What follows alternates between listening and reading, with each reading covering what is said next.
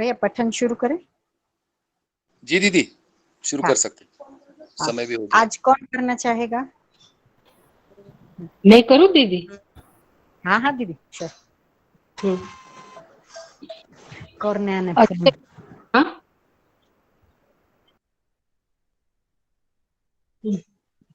अध्ययन में बाधा। जिज्ञासा। अभ्यास अध्ययन में हमारा पूर्व स्मृतियां, इच्छाएं अड़चन करती है। उत्तर, वही रुकने का कारण है।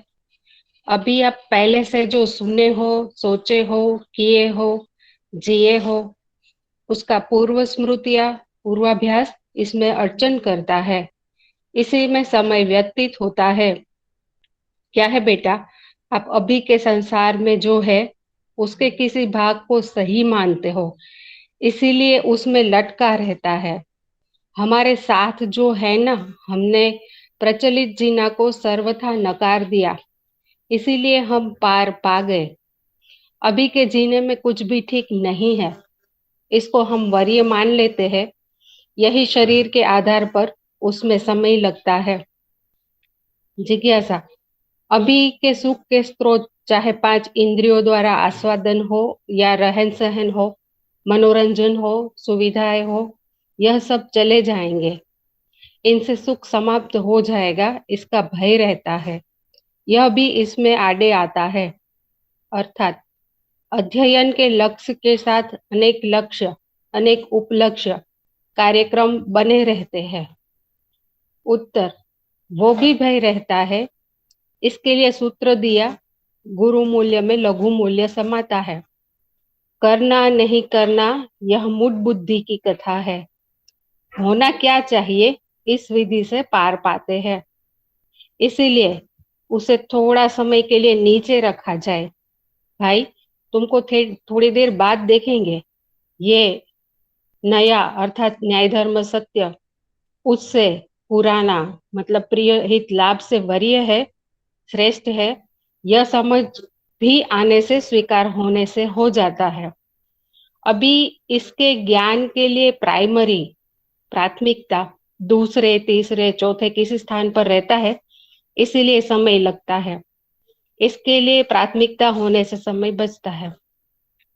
इसमें मुझे जो समझ में आ रहा है वो ये है कि इस नोट के जो अभी तक हम जो चर्चा कर रहे थे उसमें सारा मतलब श्रवण मनन और निधिध्यासन या श्रवण मनन प्रतीति या श्रवण मनन साक्षात्कार अनुबोध अनुभव, उस तरीके की बात हो कर रहे थे हम लोग।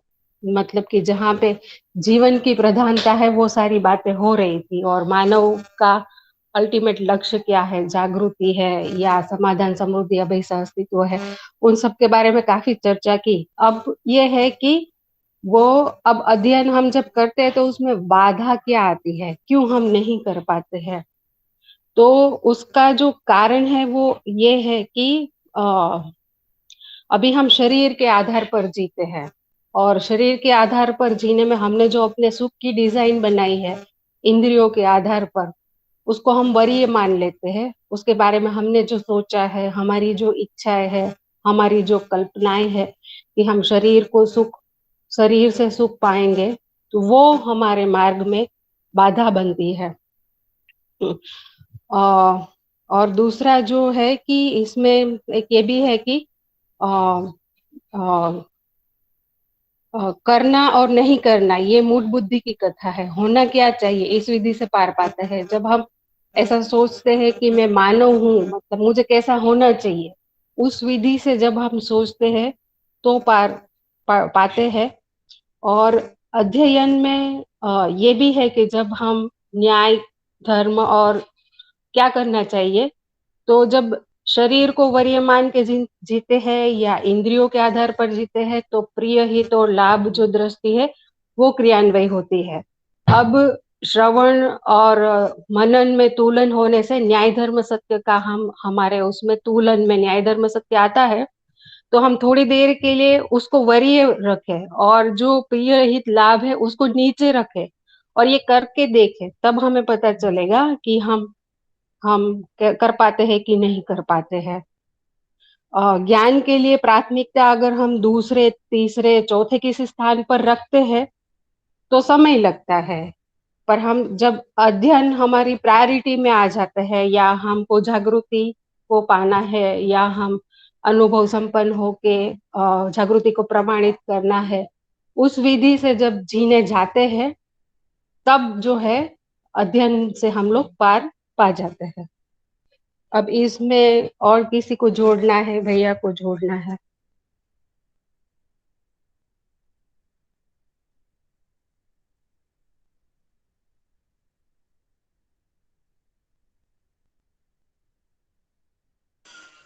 ठीक है दीदी, समझ में तो आ रहा है इससे।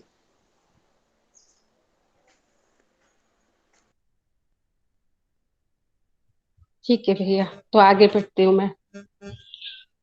अभी अध्ययन के साथ साथ हमारा लोक व्यापीकरण कार्यक्रम प्रभावी हो जाता है। उत्तर: अपने को पहले समझना चाहिए, उसके बाद समझाना चाहिए। अर्थात दूसरों को समझाने के लिए हम कितना भी बात करें, बात ही हो जाता है।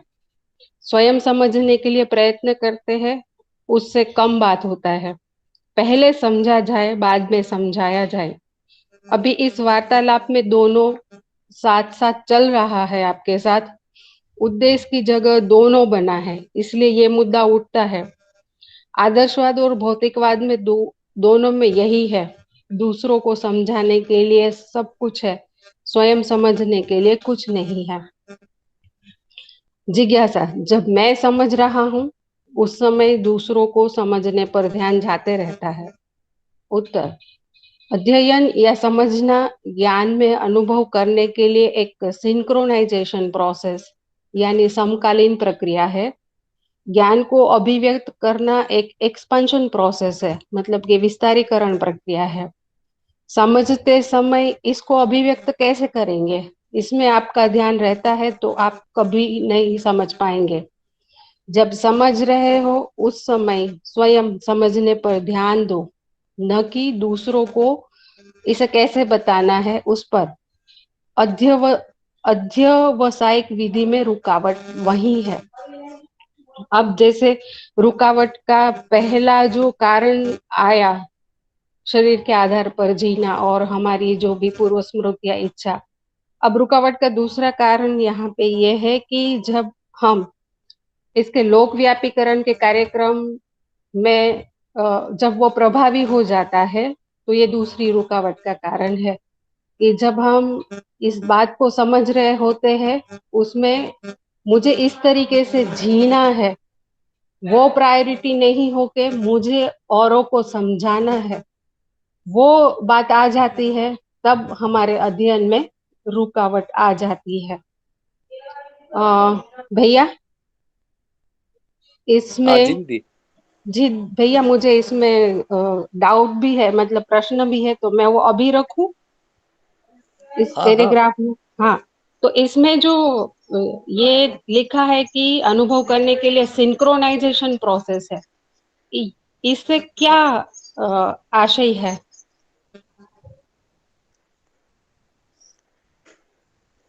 अच्छा, सिंक्रोनाइजेशन का आशय एक तो ये समझ में आ रहा है कि जो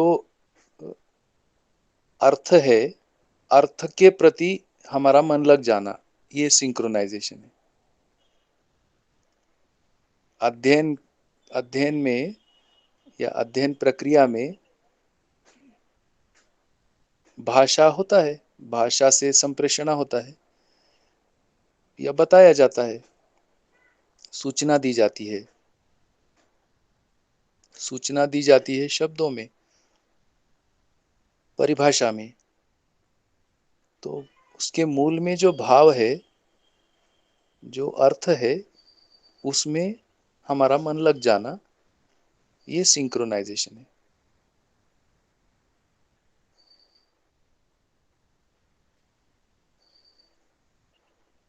जी भैया। तो व्यवहार के कुछ उदाहरणों में अपन देख सकते हैं, जैसे जैसे समझने के लिए कई लोग बैठते, कई कई सारे आ जाते हैं, सब बंधु भगिनी आते हैं, और हर एक का एक स्थिति गति है।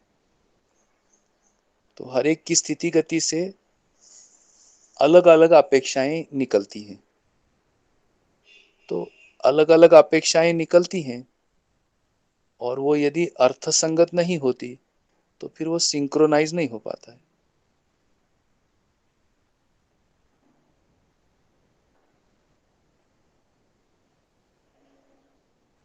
और सिंक्रोनाइज होता है मतलब भास होता है सच्चाई का, भास आभास होने लगता है।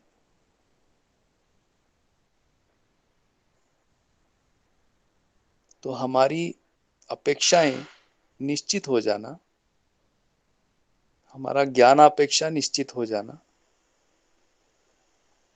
इससे हमारी सिंक्रोनाइजेशन में गति आती है, या हम टुवर्ड्स सिंक्रोनाइज होने में काम करते हैं।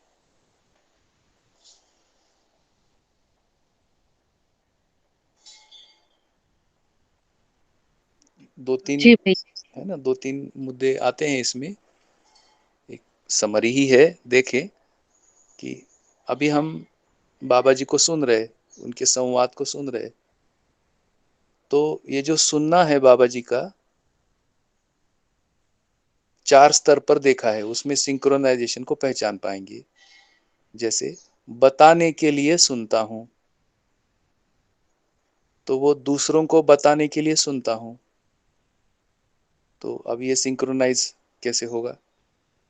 दूसरा, मेरी कोई समस्या है, इसके लिए मैं सुनता हूं, वो एक स्थिति हुई।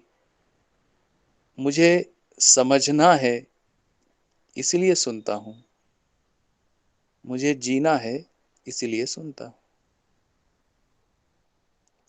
तो इस प्रकार से हम अपनी सिंक्रोनाइजेशन को पहचान सकते हैं।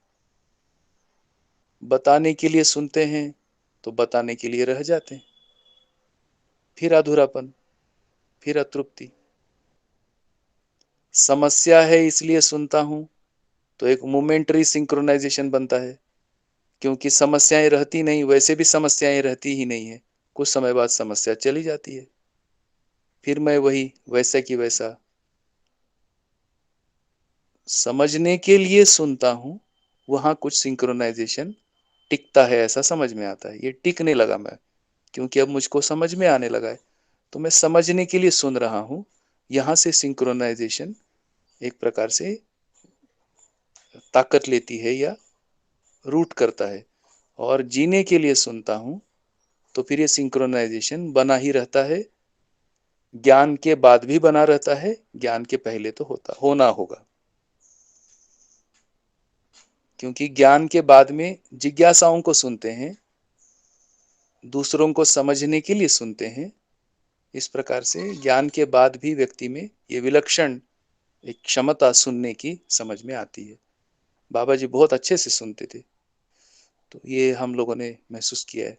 तो वो एक ध्यान की निरंतरता सिंक्रोनाइजेशन के रूप में देख सकते हैं। तो जीने के लिए सुनना, समझने के लिए सुनना, ये कुछ स्थितियों में सिंक्रोनाइजेशन पहचाना जा सकता है। जी भैया। ठीक है, इतना स्पष्ट होता है। जी हाँ भैया। हम्म, इसमें ये जो दो पैराग्राफ है उसमें भी दो तीन चीज पे मेरा ध्यान गया कि सबसे पहले तो जब हम अध्ययन कर रहे हैं तो पहले समझा जाए, बाद में समझाया जाए। अगर हम वार्तालाप में दोनों उद्देश्य साथ में रख के चल रहे हैं कि इसका लोक व्यापीकरण भी करना है, तो फिर फिर थोड़ा सा अ, ये रुकावट वाला मामला है। और दूसरा थोड़ा ये है सा कि नहीं, हाँ। रुकावट वाला ही मामला है। जी भैया। और साथ में ये भी दिया है कि आदर्शवाद और भौतिकवाद दोनों में दूसरों को समझाने के लिए सब कुछ है, स्वयं समझने के लिए कुछ नहीं है उसमें। और जब हम समझ रहे हैं उस पर स्वयं समझने पर ध्यान दें, न कि दूसरों को ये कैसे बताना है उसमें। अगर हम उस तरीके से सुनते हैं तो रुकावट आ जाती है। उसके बाद ये है कि समझने के लिए ध्यान देना होता है। समझने के बाद तो ध्यान बना ही रहता है। जब हम अध्ययन के लिए मन लगाते हैं तभी समझ में आता है।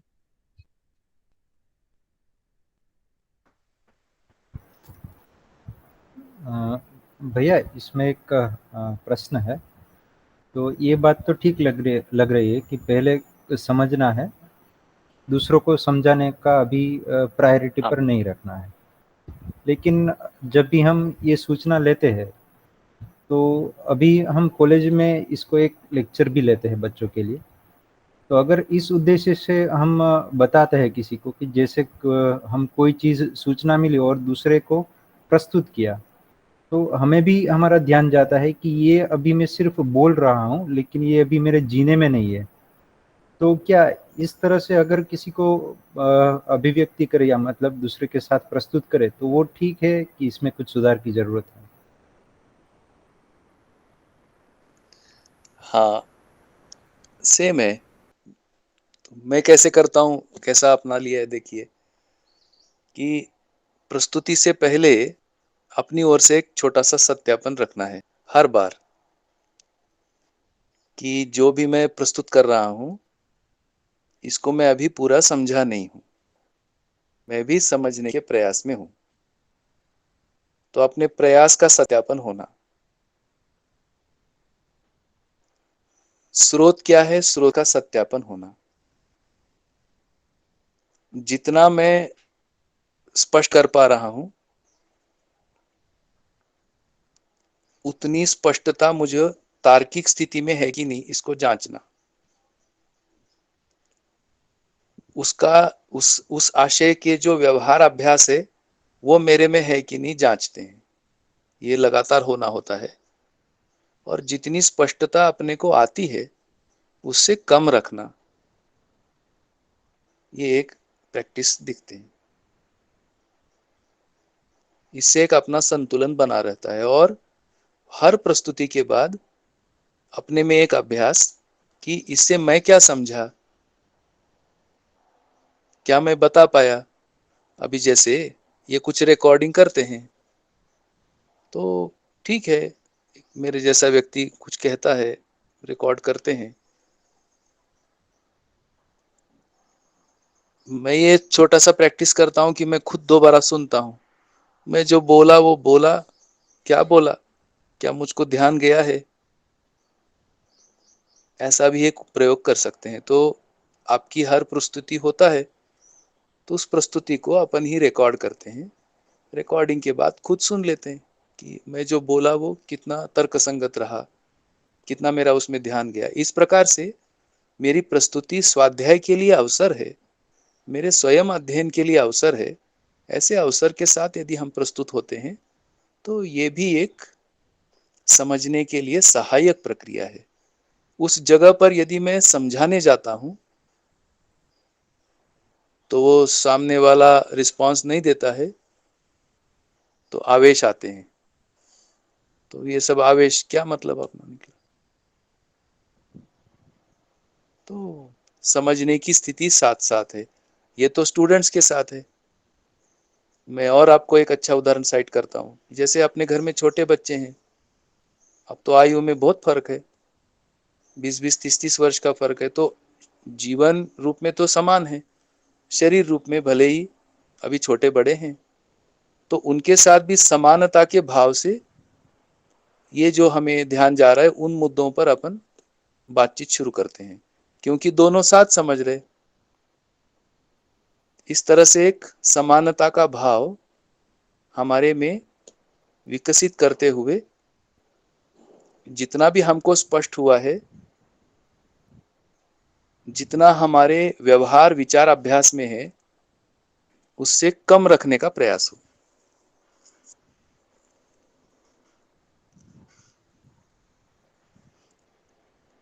और जांच हो कि 1 घंटे के अपने अभ्यास में मेरा ध्यान कितने बिंदुओं पर गया, जितने विद्यार्थी उसको सुन रहे हैं, हर सुनने वाले के साथ अपनी एक मंगल मैत्री हुई कि नहीं। मंगल मैत्री के आशय से यदि प्रस्तुतियां होती हैं तो ये अपने सह प्रवास में, सह अध्ययन में, सह अभ्यास में ये सब सहायक है भैया। समझाना है इस भाव से जाते हैं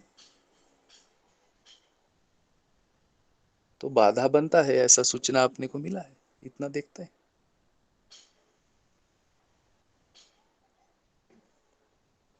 ठीक है इतना। जी भैया, अच्छा ज्ञान गया कि जैसे जितना हमको सूचना मिले मिले है सब कुछ उस पर डाल नहीं देना है, मतलब पात्रता के ओ अनुसार वो रखना है हमको चीजों को। भैया अपनी पात्रता।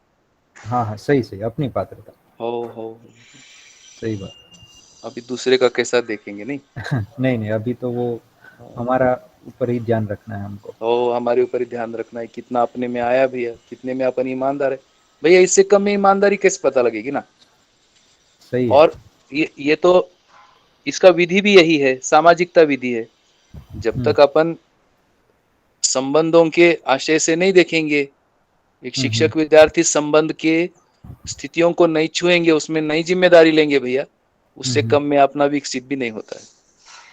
तो उनकी पात्रता क्या है पता नहीं, लेकिन पहला पॉइंट बहुत अच्छे से बोले, सारा सूचना नहीं उंडेल देना है एकदम। अरे हम ही को अभी ठीक से नहीं पता है उसको, जी। धड़ धड़ धड़ धड़ धड़ धड़ बोले जा रहे।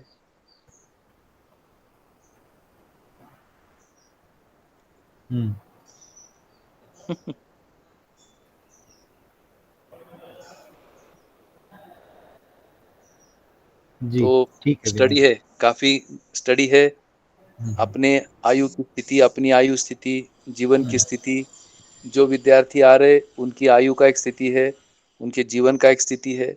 उस असेसमेंट के अनुसार कितना अपना होना चाहिए, उतनी तारतम्यता के साथ यदि ये होता है भैया, तो अवश्य ही कुछ विद्यार्थी इसको और आगे गंभीरता से सुनने समझने के लिए तैयार होंगे। अब धीरे धीरे फिर अगली कड़ी बनती है उसमें, फिर कैसे समझे, कहाँ और इसमें प्रैक्टिस किया जाए, तो अपने आप वो हमारे लिए फिर काम करता है कि अब हमें जीने की ही आवश्यकता है, अब केवल बताने से काम नहीं बन रहा है, तो अपने आप आपके हमारे आपके जीने के लिए कदम उठेंगे। ऐसा भी एक स्थिति दिखता है, तो ये परस्पर पूरक है।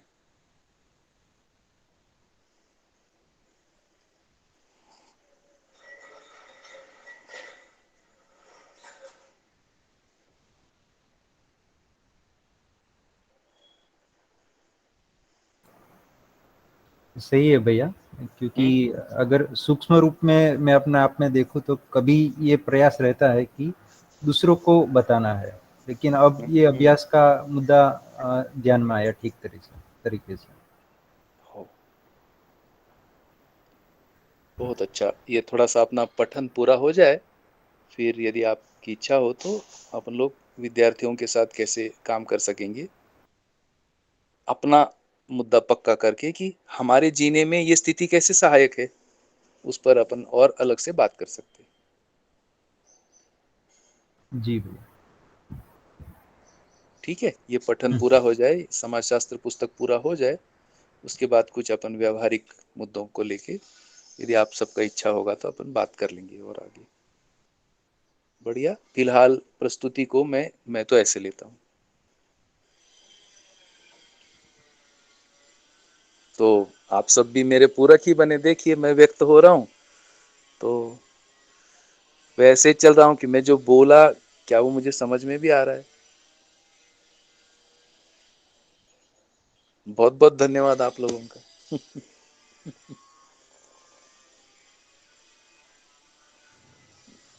ज्यादा तो नहीं बोलता ना। नहीं भैया। ज्यादा तो नहीं जा रहा ना। नहीं नहीं भैया।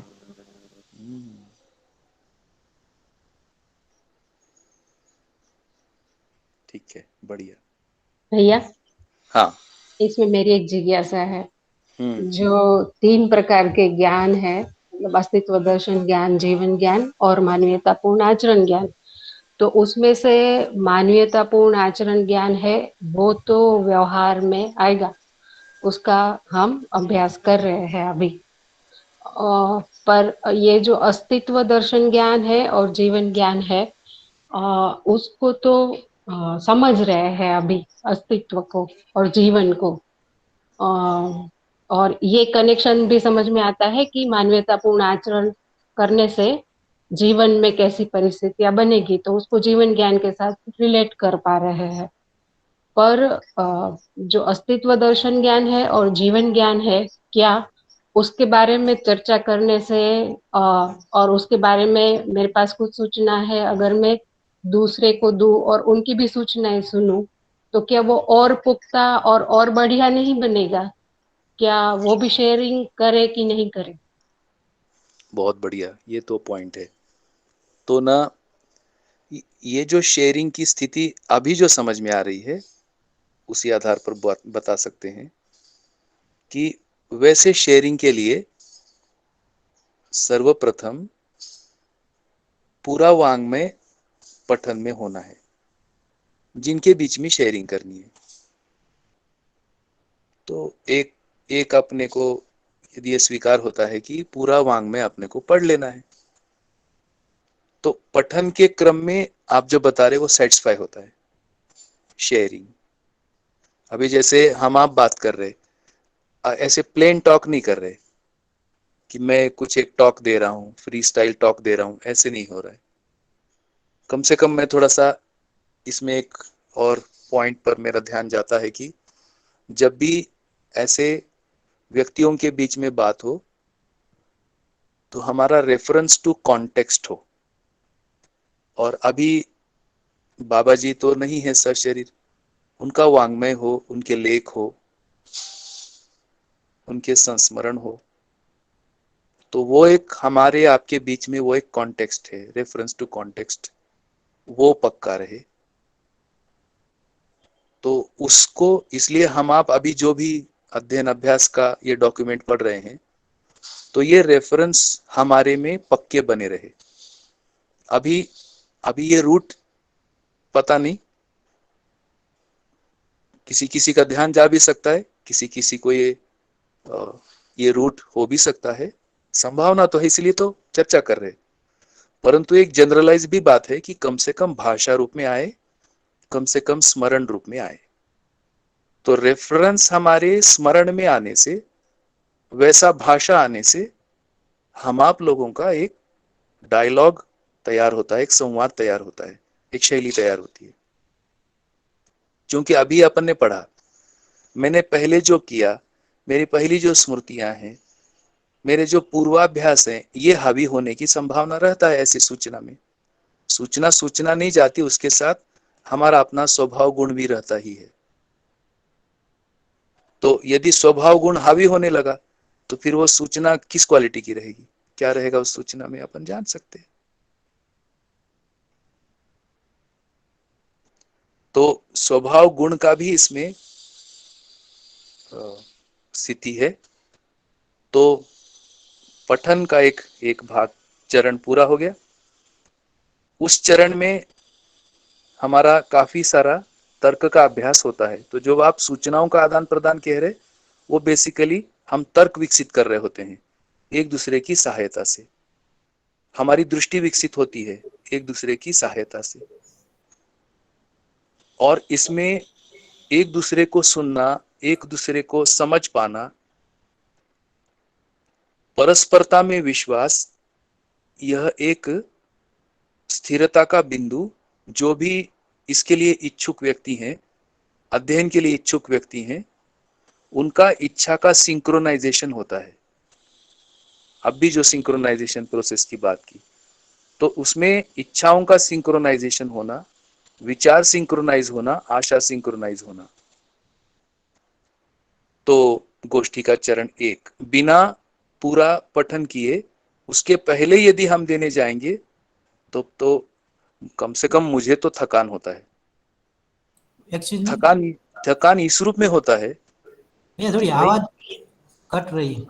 आवाज कट रही है, थोड़ी क्लियर नहीं आ रही। ओहो, अब देखिए, भैया हमें तो आवाज क्लियर आ रही है। आपको हाँ क्लियर आ भैया। रही? मैं अभी हाँ भैया, क्लियर आ पोजीशन रही है। क्लियर आ रही ना? मैं अभी पोजीशन बदला हूँ, अब हाँ देखिए, अब तो हाँ नहीं कट भैया, रही ना? क्लियर। हाँ, ठीक है, पहले भी नहीं कट रही थी भैया। Okay okay. तो वो मैं भैया देख के उधर ओके, मैं हो हाँ। देख सकता है। एक बार भैया मैं देख लूँ। छोड़ करके वापस ज्वाइन करोगे? जी भैया। 2 मिनट वेट करते हैं, आप डिस्कनेक्ट हो जाइए।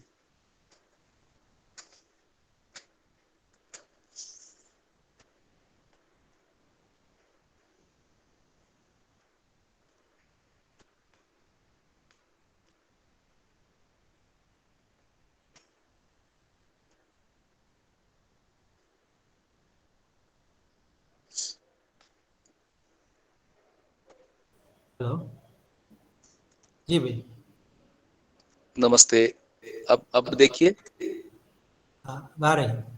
आपकी भी आ रही। हाँ, तो मैं ये थोड़ा सा प्रयास कर रहा था कि बिना वांग्मय पठन के उसके पहले ही हम ये सूचनाओं का आदान प्रदान का क्रम शुरू करते हैं, तो उसमें सूचना का तो कम जाता है, परस्पर गुण दोषों का, जो कि अभी गुण स्वभाव में जो दोष हैं उन्हीं का ज्यादा आता है। और अपने अपने मतभेद, अपने अपने कुछ पूर्वाग्रह, अपनी अपनी मान्यताओं से ये जो हमें भनक पड़ा है सुख का, उसको सेटिंग का ज्यादा प्रयास दिखता है।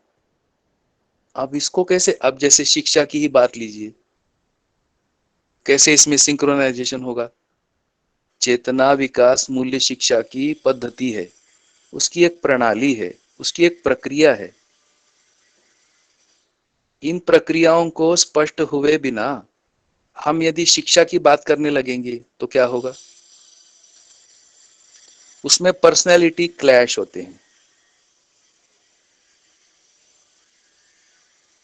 पहले ही विरोध क्या कम था, अब ये आ गया तो थोड़ा और विरोध हो गया। ऐसा होता है क्या?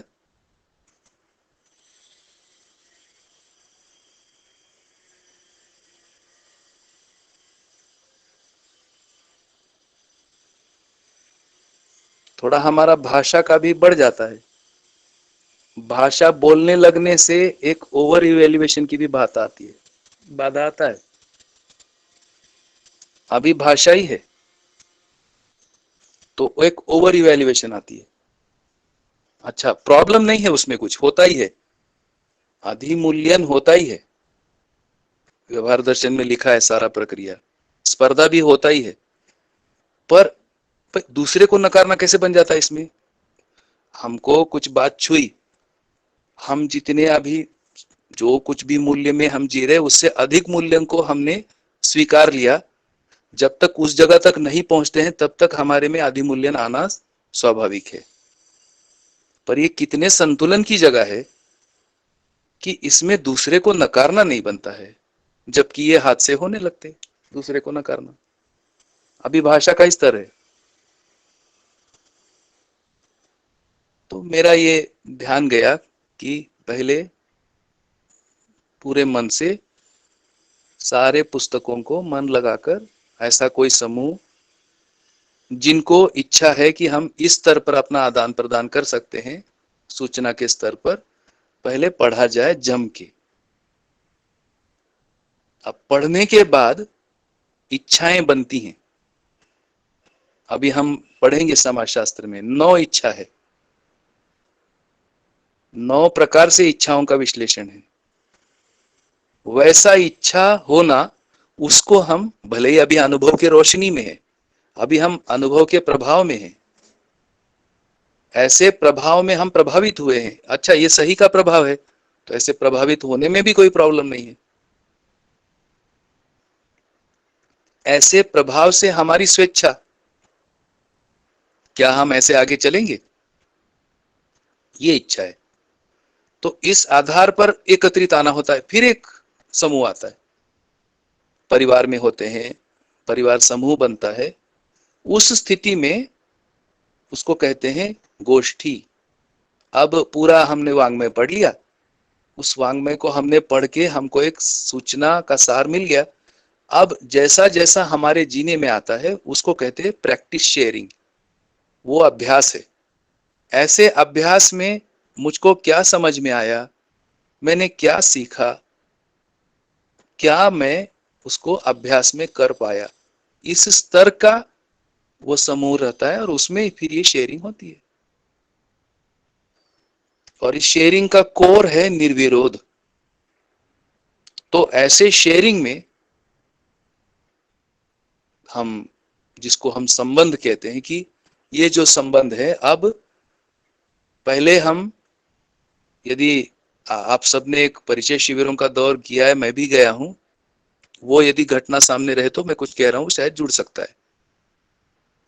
हम परिचय शिविरों के माध्यम से मिले, अभी भी हम वैसे ही मिले हैं।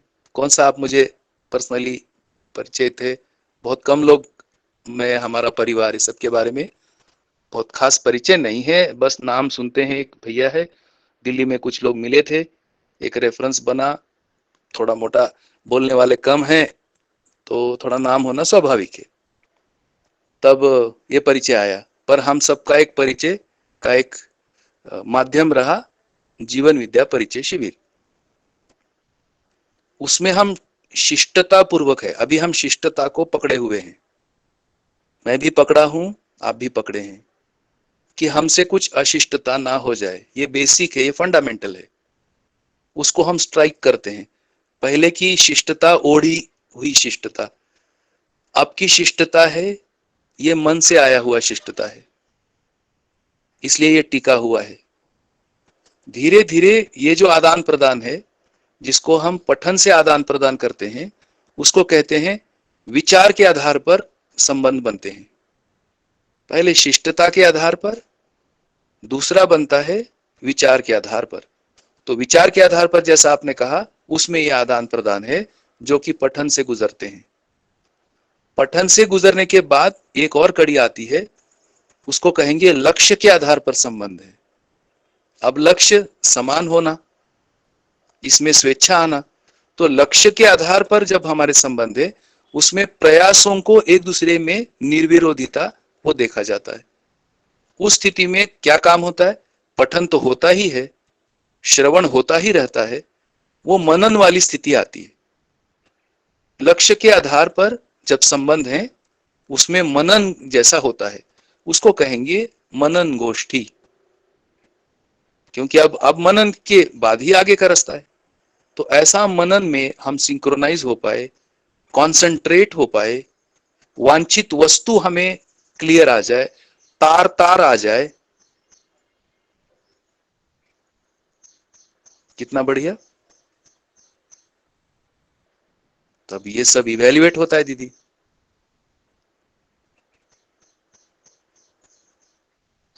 दो स्तर पे इवेल्युएट होता है।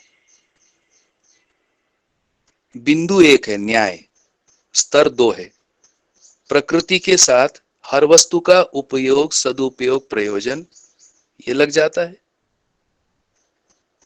और मानव मानव के साथ धीरता, वीरता, उदारता, ये लग जाता है। तो मानव मानव संबंध में धीरता, वीरता, उदारता, यह अभ्यास। शेष प्रकृति के साथ उपयोग, सदुपयोग, प्रयोजनीयता।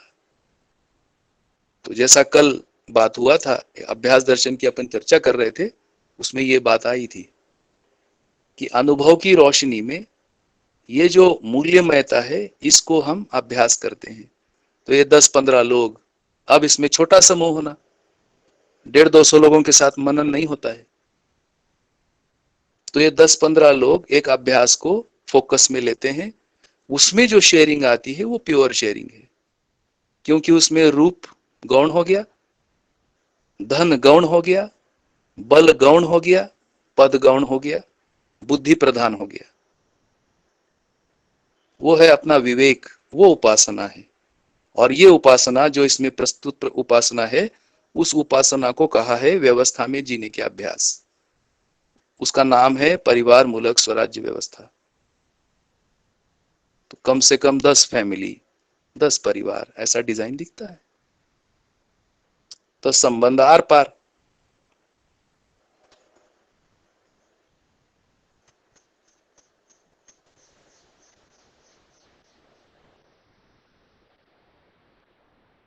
क्या ये ठीक है? बातचीत ठीक है? जी भैया, बहुत बढ़िया, बहुत सारी चीजों पे आज ध्यान गया, बहुत ही सुंदर। ऐसे अभ्यास ना हो और हम बातें करते रहेंगे, देखिए क्या निकलता है।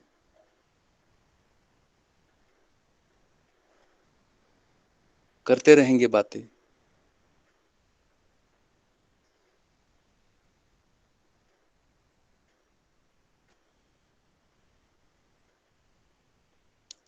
उस स्थिति में ये आदान, फिर वो सूचना का आदान प्रदान नहीं है, उस स्थिति में अभ्यासों का आदान प्रदान है, उस स्थिति में शोध का आदान प्रदान है। क्योंकि उसका तालमेल अब जीने से बैठ रहा है, उसका तालमेल व्यवहार से बैठ रहा है। तो शीतल दीदी जैसे पूछ रहे थे, वो पॉइंट है। इस जगह पर पता लगता है सही है कि गलत है।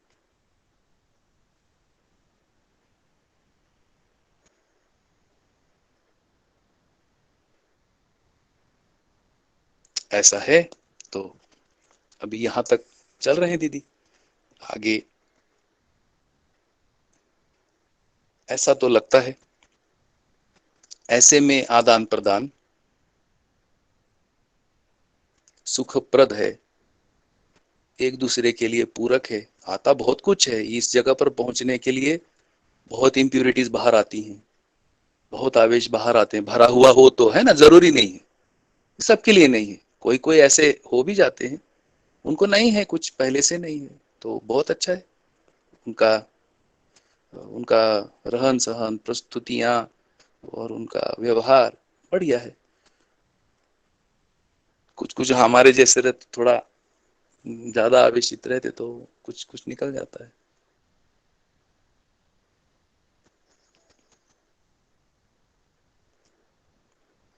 तो ऐसा वेरिएशन मिलता है, पर परिवार भाव से पचाया जाता है। आखिर आचरण क्या चीज है? आप आचरण की बात की, उसको कहते हैं संयुक्त आचरण। परमाणु में संयुक्त आचरण है। आचरण संयुक्त चीज है। क्या है भाई उसमें, क्या चीज है आचरण में ऐसा? तो ये समझ में आता है, इसमें आवेश पचते हैं, ये है आचरण। तो इस प्रकार से एक संयुक्त आचरण की स्थिति बनने से आवेश पचने लगते हैं। उसको हम कहते हैं कि हम संबंधी को पचाने लगते हैं।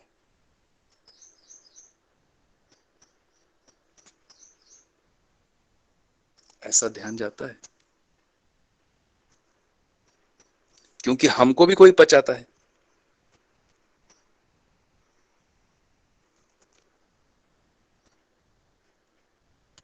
हमारे भी आवेश दूसरे पचाते हुए दिखते हैं। तब उस स्थिति में परस्पर विश्वास, परस्पर सम्मान, परस्पर स्नेह,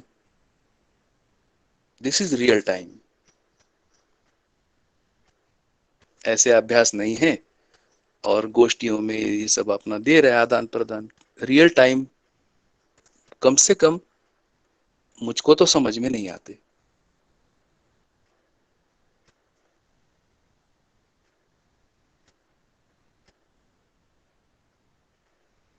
तो जो आपने कहा उसमें अभी तक इतने बिंदुओं पर ध्यान गया है। देखिए आपको कितना इसमें स्वीकार होता है, कितने में सहमत हो पाते, या आपका कोई शोध हो तो बताएं, उसको भी सुन लेते हैं। नहीं भैया, ऐसा कोई ज्यादा शोध नहीं है, वही तो सीख रहे हैं भैया।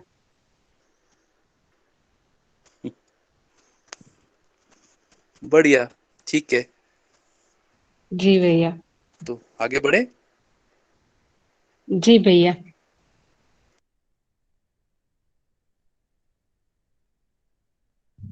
मैं ही पढ़ूं अभी कि और कोई पढ़ना चाहेगा? हाँ हाँ दीदी, आप ही पढ़िए। हाँ, ठीक है। जिज्ञासा।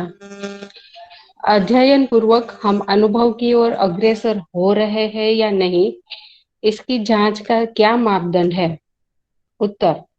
अध्ययन करते हैं तो समझ में आ रहा है, समझ में आ रहा है तो आप में विश्वास हो रहा है, विश्वास हो रहा है तो और समझ में आ रहा है।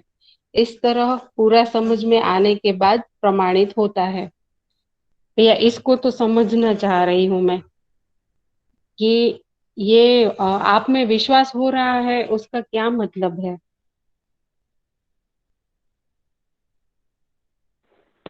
हाँ,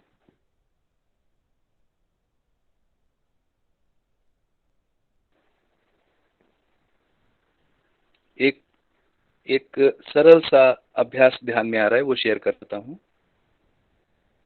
मुझ में विश्वास हो रहा है, इसका मतलब है मैं संबंधों की पहचान, ये एक अभ्यास है, उससे विश्वास का पता लगता है।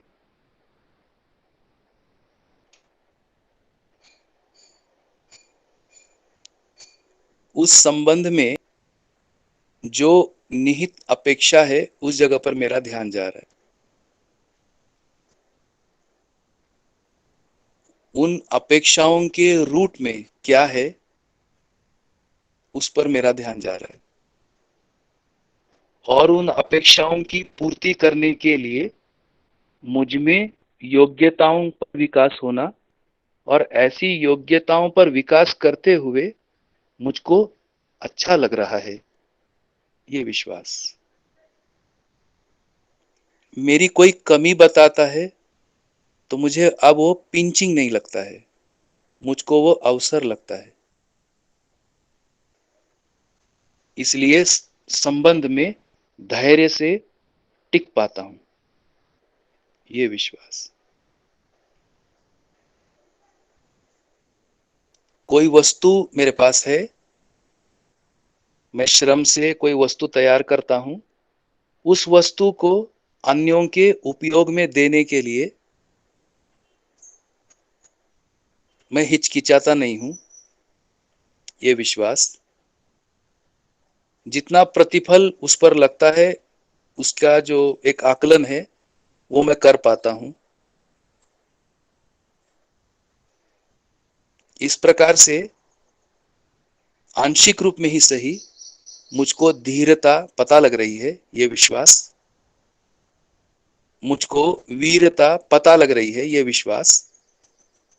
उदारता पता लग रही है, ये विश्वास।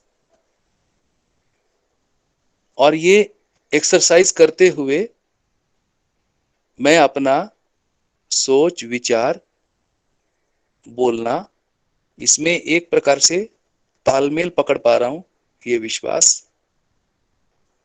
गलती होता है तो संकेत आ रहा है जल्दी, ये विश्वास। उसको रिपेयर करने के लिए तत्काल काम करता हूं, ये विश्वास।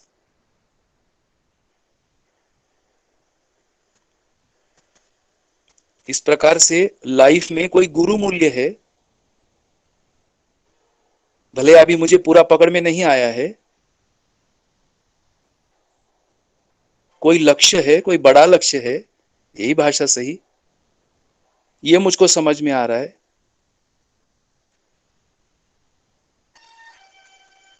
तो ऐसा एक डाउन टू अर्थ इंग्लिश में अगर कहें तो एक स्थिति मेरी बन रही है, और जो ये सबसे क्या हो रहा है, समझने की जो प्यास है उस पर मेरा ध्यान चला जा रहा है, और मेरा जो एक प्रवृत्ति है वो समझने की ओर, समझने के लिए मेरी स्थितियां तैयार हो रही हैं। ये सारा जो हमारे में वातावरण बनता है स्वीकृतियों का, उससे मैं अब हर संबंधी, सात संबंध की सूचना मुझे मिली है, तो प्रत्येक संबंध में अब मैं फोकस्ड वे में एक संतुलन एक्ट, एक बैलेंसिंग एक्ट ये मेरे से हो रहा है। और जो कि वो अभिनय नहीं होकर उसमें एक प्रामाणिकता है, ईमानदारी है, इस जगह पर मैं भरसक प्रयास करता हुआ नजर आता हूं। ऐसी स्थिति का यदि मैं आकलन करूं तो वो विश्वास अभी अनुभव की ओर गतियों में विश्वास होने पर है। तो ये सारा बेसिकली संबंधों की पहचान में फोकस होता है, ये एक विश्वास का कुछ लक्षण कहिए इंगित कर सकता है। जी भैया।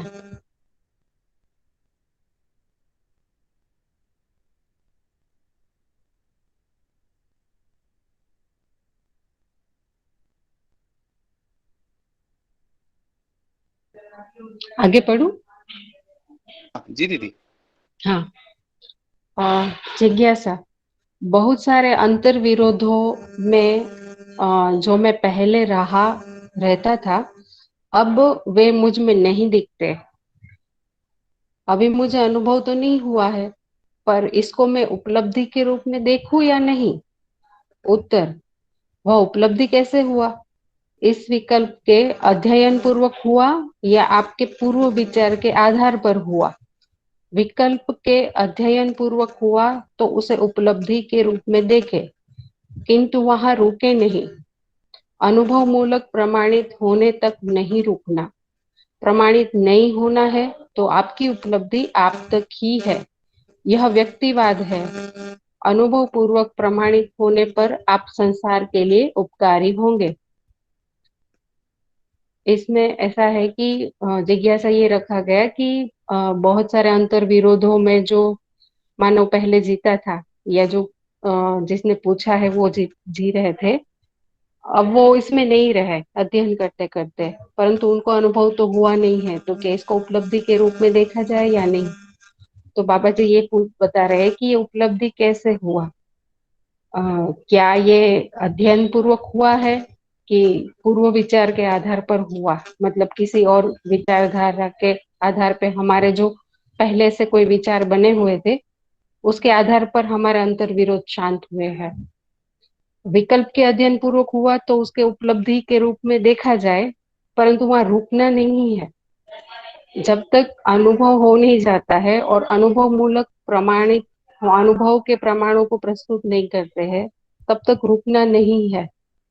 अगर हम प्रमाणित नहीं हुए तो हमारी उपलब्धि हम तक ही है, और ये व्यक्तिवाद है। अनुभव पूर्वक प्रमाणित होने पर हम संसार के लिए उपकारी होंगे। जिज्ञासा। यदि ये माना जाए कि जिज्ञासा की तीव्रता से साक्षात्कार होता है, तो यदि तीव्रता है जिज्ञासा की, तो क्या बिना मध्यस्थ दर्शन के अध्ययन करे साक्षात्कार हो सकता है? उत्तर, अध्ययन का शुरुआत है पठन से। कब तक पढ़ना है पूछा? समझने तक। चाहे 5 बार पुस्तक को पढ़ लो, चाहे 50, समझने तक पढ़ना है। बिना अध्ययन के कोई सच्चाई नहीं आएगा। दूसरा विधि है अनुसंधान विधि।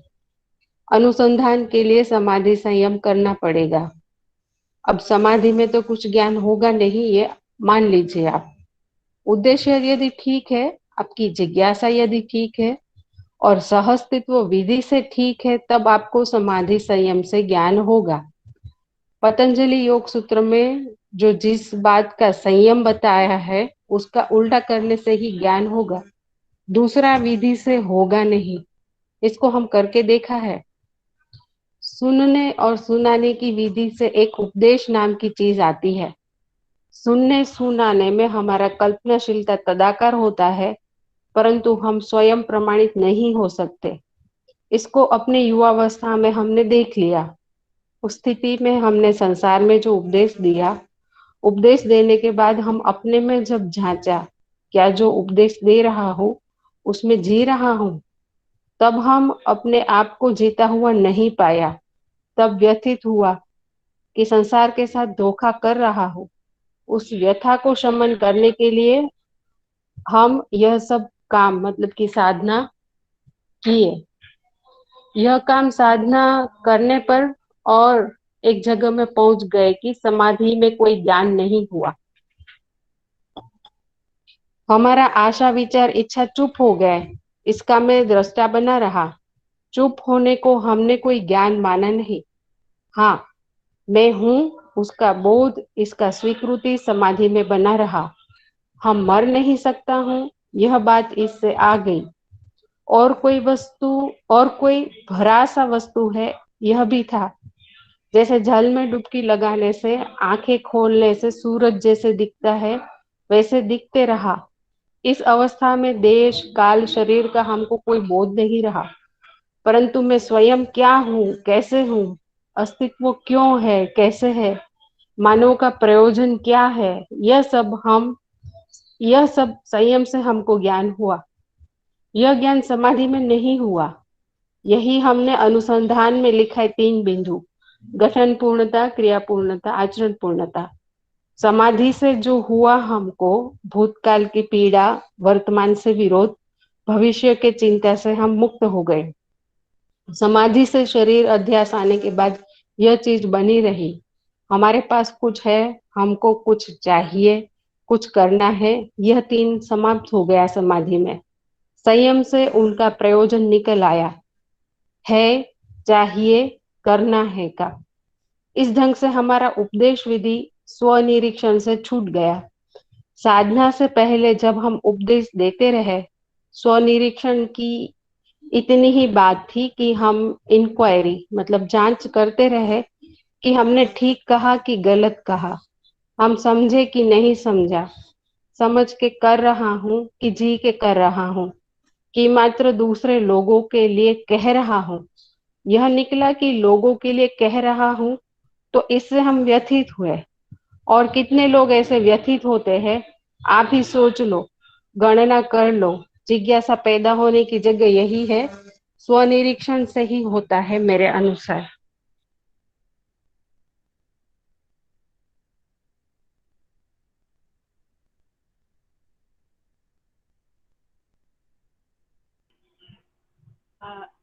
नमस्ते सभी को। भैया, योगेश भैया, मेरी आवाज आ रही है? हाँ, थोड़ी स्लो है जी दीदी। हाँ भैया, ऐसा सुनने में आया था कि बाबा जी ने जो बाद में भी मतलब जब उनको ये पूरी उन्होंने सब लिख लिया, सब कुछ कर लिया, उसके बाद भी वो अध्ययन करते रहते थे, है ना? निरंतर अध्ययन करते रहते थे। तो ये इसको थोड़ा सा समझा।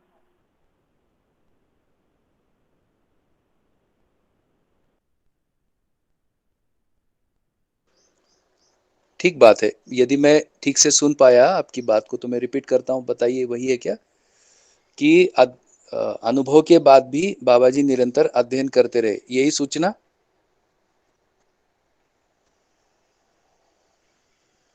यही यही स्पष्ट होना चाहते हैं? ठीक है, खूब सुंदर मुद्दा है ये भी। तो ये जो स्थिति है, अनुभव के बाद का जो अध्ययन है, तो बाबा जी ने कहा कि ये शोध है, अध्ययन। तब शोध कैसे होता है? तो शोध परस्परता में है। तो बाबा जी का एक ये शैली, विलक्षण शैली कि जिज्ञासु के साथ वो मानो ऐसे प्रस्तुत होते थे कि जैसे दोनों साथ साथ शोध कर रहे हैं। हम आप कल्पना कर सकते हैं कि अभी हमारी स्थिति और जागरूक मानव के रूप में बाबा जी की स्थिति कितनी गैप है। उस गैप को यदि फील हो गया, यदि वो गैप मुझको महसूस होने लगी, तो फिर शायद मैं समझने का उत्साह खो दूंगा, बल ही नहीं बनेगा समझने का। ऐसा लगेगा बाप रे, तो कब समझ ही नहीं पाऊंगा। तो व्यवहार के धरातल पर जिज्ञासु के साथ अध्ययन के अर्थ में शोध विधि से जैसे मानो सामने वाले को फील ही ना हो कि ये गैप है, यही विधि है तदाकार। तद्रूप स्थिति में तदाकार विधि में जागृत मानव अध्ययनशील इच्छुक व्यक्तियों के लिए, नहीं भी इच्छुक है तो इच्छा बनाने का भी काम उसको करुणा कहा है। स्वयं स्फूर्त विधि से प्रश्न तैयार करना, ये जो उन्होंने पुस्तकें लिखी हैं उसमें देखिए प्रश्न लिखे हैं, ये कहां से होता है, ये कैसे आता है, ये कैसा होता है। तो निरीक्षण, परीक्षण, सर्वेक्षण, वस्तु स्थिति सत्य के साथ कनेक्शंस को बना के रखते हुए और जिज्ञासा और निष्ठा बढ़े समझने के लिए, ये उनका प्रयास से वो आता है कि अनुभव के बाद भी अध्ययन, पर वो अध्ययन अध्यवसायी विधि से। अब वो प्रक्रिया लग गई, अनुभव हो गया, तो अनुभव के बाद अन्यों को जागृति के लिए प्रेरणा देना, ये अध्ययन है। ऐसे अध्ययन में अनुभव के बाद भी अध्ययन है, अभ्यास अनुभव के बाद भी अभ्यास है। वे सारे अभ्यास शिक्षा और व्यवस्था के रूप में होते हैं। इस प्रकार से इसका एक्सप्लेनेशन बनता है।